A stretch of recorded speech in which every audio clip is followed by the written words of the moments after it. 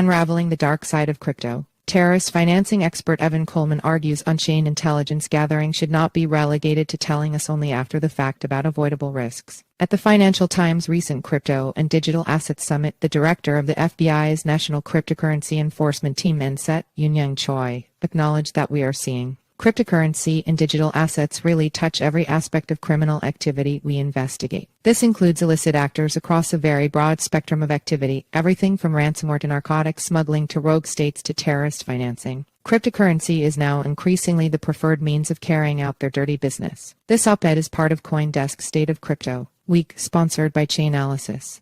Evan Kohlmann is the CEO of Cloudburst Technologies, a New York-based startup venture aimed at detecting and thwarting digital currency fraud. The reason these actors have settled on cryptocurrency as a medium is hardly difficult to divine. Digital currencies offer unprecedented pseudonymity and cash-out opportunities that simply do not exist within the highly regulated, SWIFT banking system. People can use crypto networks without any personal identifiers attached to their accounts. By building the Web3 financial universe, we have moved from a world with nearly perfect data to almost none. Nor has the open-source nature of the blockchain been in and of itself enough to prevent market corruption. Currently, without the use of expensive blockchain tools that many countries and agencies cannot afford, investigators are mostly relegated to running searches for anonymous digital wallet addresses in the blockchain and hoping to find transaction matches. There are a variety of reliable blockchain explorers available, such as Chainalysis, TRM Labs, Elliptic, and CipherTrace. But even if one finds a match through such a search, transaction data can be an awfully shallow pool if you are looking to answer the kind of critical questions that typically underscore a criminal investigation: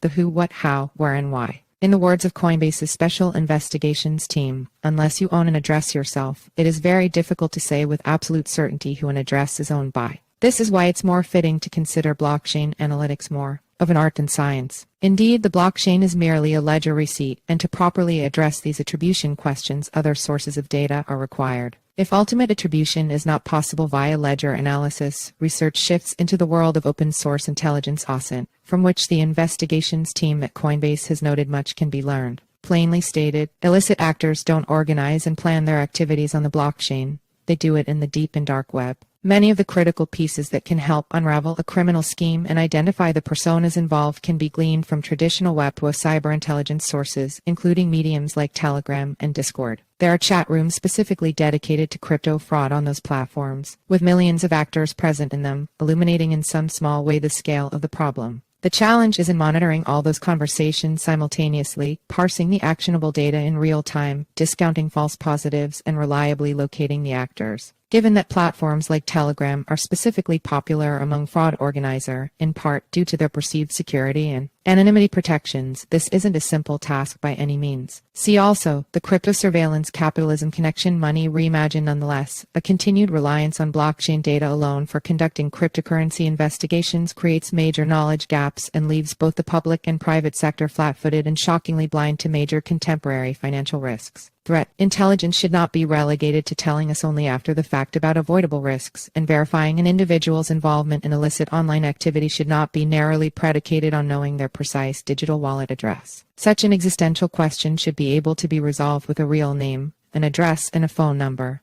not any different from the traditional financial universe. This isn't a challenge that fundamentally depends on new regulation from Congress, just ensuring that the appropriate investigative tools are in the hands of those tasked with financial monitoring and enforcement. Indeed, there is a potential vast future market for cryptocurrencies among the broader public, once those currencies shake their unwanted reputation as being a means for money laundering, scams, and tax fraud. See also, L0 L33's Chainalysis testimony raises the question: do we know how well any such software works? Opinion.